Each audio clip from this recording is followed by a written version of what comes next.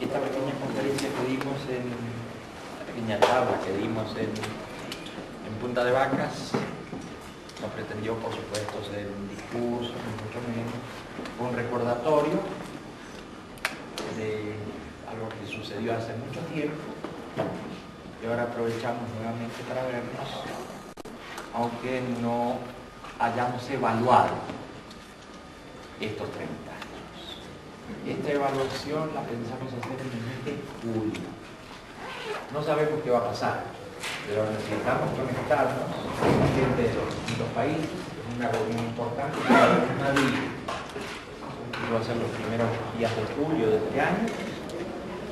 Y en esa reunión vamos a tener que escuchar mucho lo que nos digan, lo que nos sugieran, porque también va a llegar gente con mucha información de lo que ha ido ocurriendo en estos años. ¿Qué ha ido ocurriendo en el Asia, en Europa, en América Latina, en el África, que para nosotros es una gran esperanza y que está creciendo a gran velocidad, pero que no sabemos los detalles? ¿Qué va a pasar? Tenemos que evaluar todo esto. ¿Puede adelantarnos algo? ¿O cómo se imagina usted? Nosotros tenemos muchas dudas acerca de nuestros procedimientos y nuestra forma de movernos. Yo creo que hemos cometido numerosos errores y que tenemos que hacer replanteos. Entonces, lo más importante va a ser, en primer término, la información que lleve a esa reunión la gente de los distintos continentes. Y en segundo término, las apreciaciones que va a hacer la gente sobre la forma en que nos hemos movido y, si es el caso, cómo tendremos que movernos para esta nueva situación mundial que se presenta, no solo en lo que hace a nosotros, sino una situación mundial que hace en general a las instituciones, a los países, a los sistemas económicos. Así que, por un lado, información y por otro lado, opinión. Y ahí veremos qué vamos a hacer. Si es que vale la pena hacer algo, ¿no? ¿No hay un proyecto que se relacione específicamente con Argentina sin necesidad de vincularlo con otros países? Sí, en Argentina hay un proyecto político. Inmediatamente puedo comentar que el día 14 de este mes, o sea, dentro de 10 días, estamos ahí a la puerta, pensamos llenar Plaza de Mayo, cosa que es un poquito insólita para un pequeño partido como ha sido el Partido Humanista. Sí, pensamos poner más gente que el gobernador Duhalde en su momento, sí. Entonces esto no es una bravata, es simplemente la apreciación de un fenómeno que existe, que no ha sido debidamente medido y considerado, y ahora veremos si lo podemos hacer o será un gran papelón. Pero creo que vale la pena intentarlo. En 10 días más lo vamos a saber. Acá está con nosotros la candidata a presidenta de la República, Lía Méndez, que va a hablar también en ese acto, y la gente del partido me ha invitado a que yo diga algunas palabras también, así que habrá esos dos únicos oradores y tendremos que decir lo que haya que decir del gobierno, de las distintas formas de la oposición, que nosotros consideramos no es una verdadera oposición. Y por supuesto no va a ser una cosa tan amable como la que hemos tenido hoy entre nuestros amigos, una cosa de un lenguaje muy sencillo, muy amable. No vamos a ser tan amables porque hay muchas cosas por las que protestar, y muchas cosas que decir y muchas cosas que proponer. Las mayores propuestas no las voy a hacer yo, porque en realidad no tengo gran calidad política. Seguramente las va a hacer la doctora Lía Méndez. Ella va a presentar el ideario del Partido Humanista, las propuestas que se exigen para estas elecciones próximas a desarrollarse, basándose en el libro naranja, que es el libro que tiene el partido, donde se estudian todos los problemas de la realidad nacional. Así que, frente a la pregunta, sí, va a haber propuestas específicas para la situación argentina. Y estas propuestas las vamos a tratar de lanzar en un acto dentro de 10 días. ¿Hay versiones de que usted podría ser candidato? ¿Es real eso? No es real. No es real porque eso se discutió en su momento, hubo gente que decía ser interesante, pero para eso hay que tener uñas de guitarrero. En otros países, sobre todo en Europa, se distingue mucho entre lo que sería el político práctico y el filósofo político, el pensador político. Bueno, yo no soy un filósofo político, pero sí pretendo pensar sobre los temas políticos en general. En ese caso, no es mi situación la de un político práctico. Si uno puede aportar en cuanto a ideas generales, se refiere, bienvenido. Y yo creo que ahí más o menos me muevo. Pero en cuanto a la cosa práctica, tenemos excelentes candidatos, tenemos gente muy vigorosa, que lo puede hacer mucho mejor que yo. Así que eso no va a ser posible. ¿Cuál es la relación entre la comunidad humanista que nació en los 70, ¿no? Y el proyecto político actual? Porque digamos que de comenzar siendo una secta más abocada a lo religioso, al autoconocimiento, al descubrimiento de las diferentes facetas humanas en cada uno, ante lo político, ante el proyecto político, es como que me parece que se tiran un poco los pelos, ¿no? Como que son proyectos hasta contradictorios. Claro. Bueno, habría que desglosar esa pregunta en varias partes. El movimiento humanista, que es el que ha dado origen a la Comunidad para el Desarrollo Humano, que es el que ha dado origen también al partido político, que es el que ha dado origen a numerosas organizaciones sociales, organizaciones de base, organizaciones culturales, ese movimiento es el mismo, que se expresa de distintos modos. En cuanto a que el movimiento, en su aspecto de comunidad para el desarrollo humano, fue una secta, no fue ni es. Si fuera una secta no habría ningún problema tampoco. Enhorabuena, yo no tendría ningún problema en decir, esto es una secta, el que quiera participar, que venga a participar de la secta. No, ese no es el problema es la mala información que pueden tener algunos. La gente no distingue mucho en esto, la gente no sabe, por ejemplo, que el cristianismo está dividido en las sectas protestantes, la secta católica, no sabe que el islamismo está dividido en la secta chiita, en la secta ortodoxa, no sabe que los budistas están divididos en sectas mahayana y hinayana, no sabe lo que son las sectas, es más bien una especie de epíteto que se usa para denigrar. Primero se habla muy mal de la secta y luego se dice de usted que tiene una secta o que es una secta. Así que en realidad está mal informada la gente en esos campos.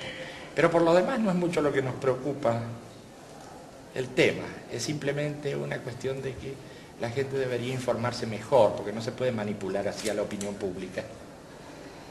Y hay que saber de qué se trata, ¿no es cierto? Bueno, pero ese es un aspecto de la pregunta. El asunto de la secta y el asunto de si se tira de los pelos la comunidad con los partidos políticos y demás. En realidad no se tira de los pelos, sino que son aspectos muy diferentes de expresión de este movimiento. El movimiento, y lo explicamos una vez más, considera la realidad humana y la realidad social como muy compleja. Hay distintas expresiones. A nosotros nos parece que la expresión de un partido político simplemente es muy chica, es muy pequeña. El ser humano tiene otras necesidades que no son solo políticas. En décadas anteriores, la opinión estaba dividida entre los que pensaban en cosas internas y los que pensaban en cosas externas. Entonces la gente política no podía ni mirarse al espejo porque eso era internismo. Y la gente que hablaba de lo espiritual y todo aquello no quería saber nada con la cosa política porque eso era alteración, alienación y todo aquello.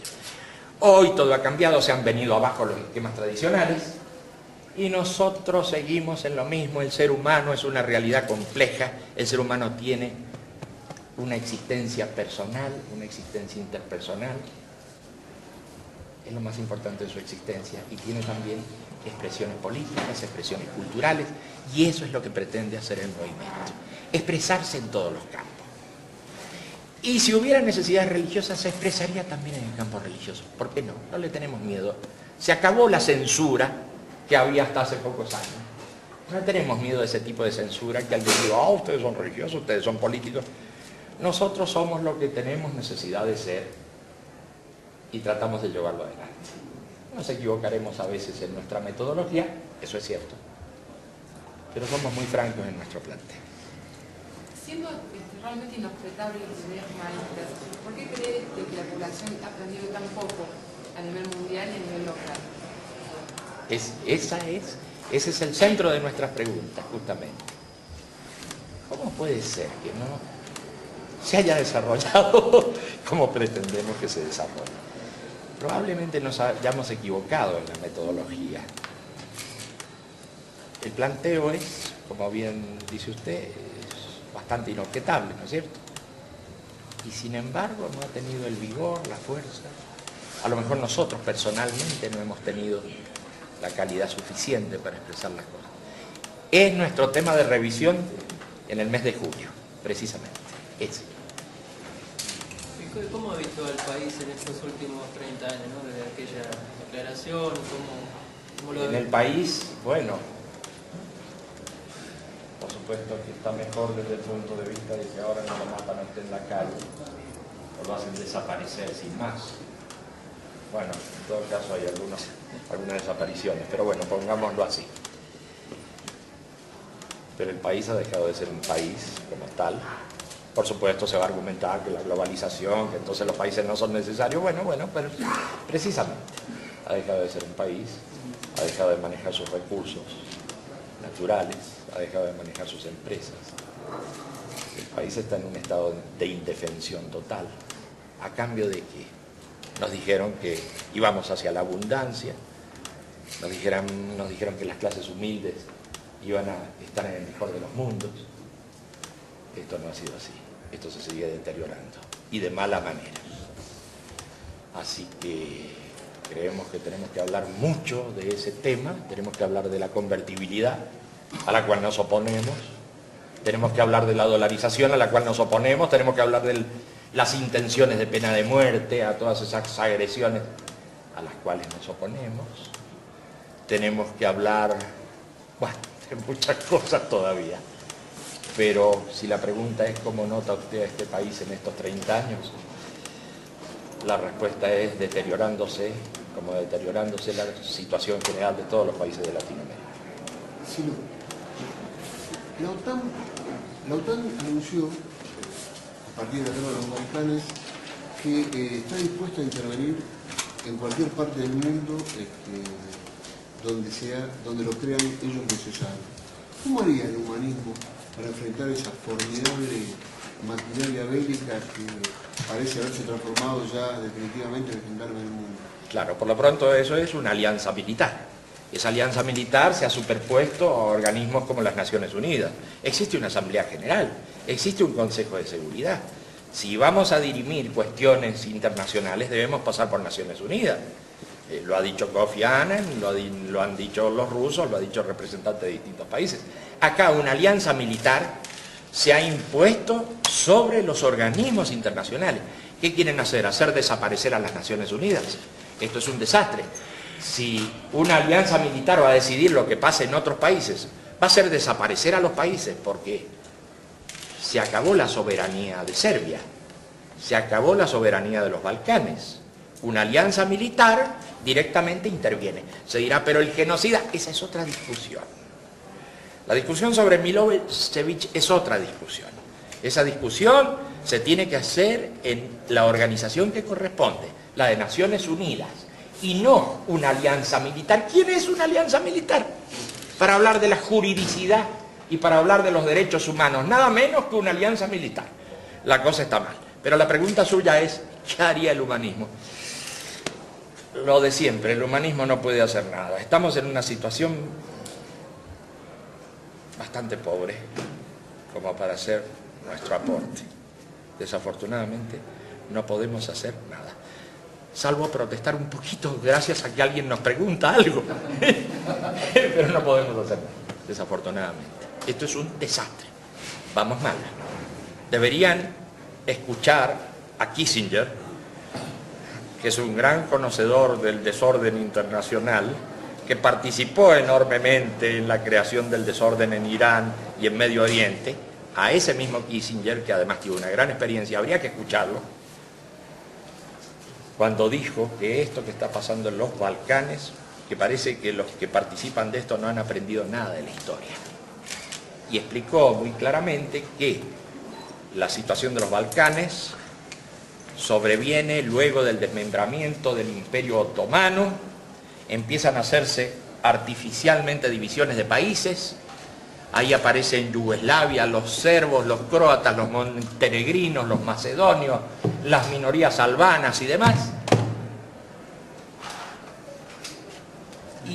Y todo esto se hace con líneas artificiales, cosas que se trazan en el Foreign Office o en otras oficinas, como han hecho en África, como han hecho en su momento en América Latina, para arreglar la situación que sobreviene al periodo de disolución del Imperio Otomano. Han pasado muchas décadas y ahora, como no han podido solucionar esto, vino una guerra mundial, vino una segunda guerra mundial, vino el gobierno de Tito, claro, se echó barniz sobre el asunto, pero los problemas reales existían. Y ahora la única solución que se les ocurre es, barriendo con la historia, asaltar a Yugoslavia por medio de una alianza militar. Es monstruoso.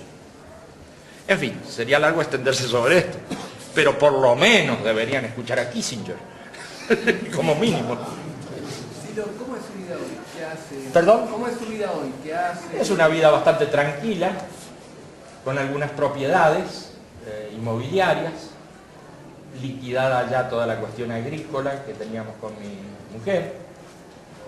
¿Qué más? Estamos armando una playa de estacionamiento. No, está bien, está bien. Vive de renta. No lo pondría de ese modo exactamente, pero es bien tranquila. Algunos libros se publican también y no estoy mal. Ciro, usted hace 30 años le preguntaron si pensaba fundar un movimiento el 4 de mayo del 69 y dijo que lo suyo era una tarea individual y que hacer un movimiento o una iglesia o lo que fuera sería una nueva forma de violencia. ¿Qué pasó? ¿Después cambió de punto de vista? No me acuerdo bien del contexto de esa pregunta, habría que ver en qué términos generales se formuló. No fue exactamente mi respuesta. Pero no me parece que un movimiento basado en la no violencia sea una forma de violencia. Tal vez si no tiene en cuenta esa base, pueda todo movimiento convertirse en una forma de violencia. Pero justamente la originalidad de esto es que tiene que apoyarse en la no violencia este movimiento para ser tal. Una pregunta. Usted ha hablado de un proceso mundial que se ha ido dando en estos últimos años. A mí me interesaría saber qué papel juega dentro de ese proceso mundial la prensa. ¿Cómo la ve usted a la prensa? Bueno, yo creo que la prensa, como toda estructura, es lógicamente una estructura de poder. Y por supuesto que no es conveniente para la prensa que existan otras estructuras. Todas las estructuras luchan por el poder. Entonces, siempre va a ser interesante que las otras estructuras pierdan fuerza a fin de que la prensa gane su propio desarrollo. Entonces, si yo tuviera que elegir, si yo fuera una empresa de prensa, tuviera que elegir entre un partido, que es una estructura, o alguien que no tiene partido y no tiene base social y no representa a nadie, yo probablemente apoyara a ese que no representa a nadie, que no tiene base social, porque para mí no es una estructura de competencia. Mientras que un partido, sobre todo si tiene base y demás, me crea problemas. Yo, si trabajara con los medios de prensa, yo preferiría a la gente que no tiene arraigo popular, que no tiene estructuras, que no tiene fuerza e influencia sobre el pueblo, sino más bien elegiría candidatos mediáticos. Eso elegiría. ¿Usted cree? Lógicamente. ¿Usted cree como Sechetto de que los medios de prensa, los medios de comunicación transmiten la ideología de la clase dominante? Si yo creo como quién. Sechetto. No lo he seguido. Es una teoría que tiene... No lo he seguido. El tipo de medios alternativos. Pero la cosa es más dudosa. Yo hago un planteo más organológico que clasista. Yo creo que se trata de estructuras que quieran que sí o quieran que no están en lucha entre sí para manejar cada vez una cuota mayor de poder. Yo creo eso, más que lo de las ideologías dominantes o no dominantes. No me parece que sea así. Por otra parte, debemos distinguir entre la empresa periodística, que es una empresa como cualquier otra, y el material humano, la gente que trabaja en la empresa periodística. Los periodistas tienen una existencia real, son personas, son ciudadanos, tienen su opinión, y cuando pueden, por supuesto, también plasman su opinión. Así que en una gran empresa, que a lo mejor tiene intereses económicos muy precisos, sin embargo los periodistas tienen otro tipo de intereses. La cosa es compleja. Pero en todo caso no creo que se limite todo a un tema de clase dominante. Creo que es una estructura que tiene que desarrollarse. Como toda estructura tiende a desarrollarse, no hay nada de malo en ello. El periodismo también como estructura tiende a desarrollarse. Y si no se desarrolla, sucumbe. Silo, ¿cuál es el lugar? ¿Cómo se relaciona con el poder? ¿Con el poder quién? ¿Yo? Yo personalmente no me relaciono con el poder, es más, tengo muy pocas relaciones con los representantes del poder. Ojalá me pudiera representar bien con la prensa, porque la prensa es la que informa a la opinión pública. ¿Es verdad que estuvo muy cercano a Perón? No, no es cierto eso, lo he escuchado en alguna prensa, lo he leído en alguna prensa del país y también lo he leído en alguna prensa de Europa, particularmente una cierta prensa suiza, que largó la especie de que había una amistad personal con Perón. No me parece nada grave por otro lado, si hubiera habido esa amistad le diría sí, era un gran amigo de Perón, solo que nunca lo conocí, así que eso no es posible. Silo, Sí. ¿cuál cree que es el lugar o va a ser el lugar del Partido Humanista en un país como Argentina tan propenso a la polarización, como se demostró en todas las elecciones históricamente? Ese es un gran problema, ese es un gran problema. Los dos partidos importantes van a tratar justamente de polarizar. El Partido Humanista, en su medida, va a tratar de demostrar que son la misma cosa. Y veremos qué hace la izquierda, que está tan atomizada. Nosotros la convocamos continuamente a que participe. La izquierda insiste en que hagamos un frente, ya se hizo frente en su momento. De ahí salió el frente, el FRAL, ¿no es cierto? Y luego no continuó esa cosa y bueno, y sigue la fragmentación. Bueno, vamos a invitarlos aunque sea a Plaza de Mayo, a ver si acuden todos los grupos de la izquierda y se llega a las elecciones con una cosa más contundente. Pero yo tengo la impresión de que frentes, como hemos conocido, frentes en la izquierda no va a haber. Y el Partido Humanista no va a formar parte de frentes. Lo que sí le pide a toda la gente de izquierda es que sin perder su individualidad, participe, vaya como candidato en las listas del Partido Humanista. Usted del Partido Comunista, enhorabuena, vaya en las listas del Partido Humanista, no renuncie a su ideología. Usted es de otro partido de izquierda, es socialista, participe. Algunos están considerando esa posibilidad, la de ser candidatos independientes del Partido Humanista. Veremos en qué termina, pero lo de los frentes no me parece que vaya a funcionar bien. ¿Qué sentido tenía el hacer las cenas que se hicieron dentro del país y que comenzó en Tucumán el año pasado? Se hicieron muchas cenas y hubo, la doctora Liamente precisamente estuvo en casi todas ellas y se participó muy bien en distintas partes del país y se notó una adhesión popular muy grande. Creo que avanzó mucho el partido porque se comunicó tete a tete con la gente, mano a mano, corazón a corazón, en los barrios más humildes, en los lugares más desposeídos. Se hicieron cenas por todos lados que eran de confraternidad. Me parece que sí, que se ganó mucho, pero desde Tucumán a Tierra del Fuego.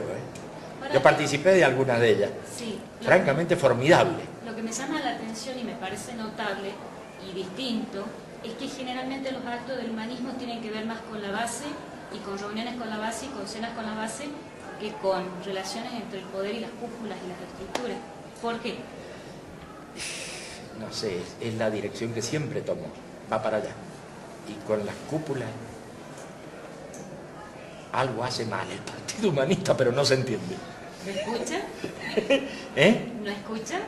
No sé, pero siempre va hacia la base y siempre sale bien todo con la base.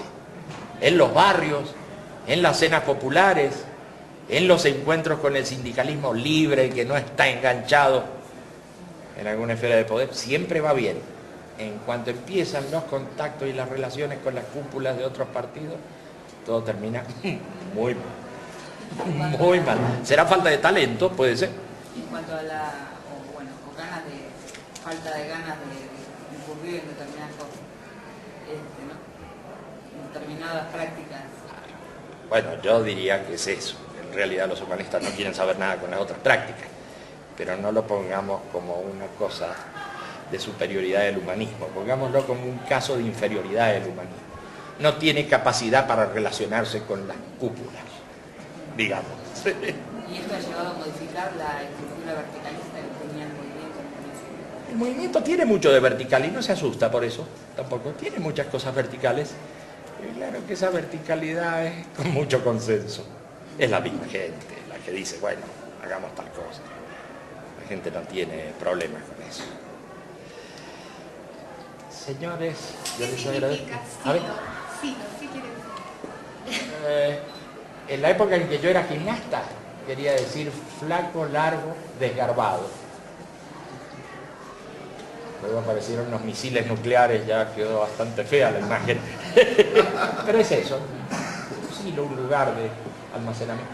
Pero también es un seudónimo, básicamente es un seudónimo. ¿Pero por qué ese seudónimo? ¿De dónde nació? ¿Quién se lo puso? Ese seudónimo nació en el Club de Gimnasia y Esgrima. Con varios compañeros y con un profesor que tenía yo de gimnasia, Gustav Neumann, y que me pusieron ese seudónimo. Pero los seudónimos son una historia también que existe en todos lados. ¿Quién no conoce a Neruda, que es un gran seudónimo, pero es un seudónimo, o Almafuerte en Argentina? Ni hablar de la época de gloria de los socialistas del campo del socialismo real.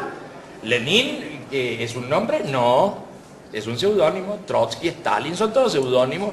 En una época se usaban mucho los seudónimos y todavía se usan mucho los seudónimos en literatura y en otros campos. Bueno, un seudónimo más.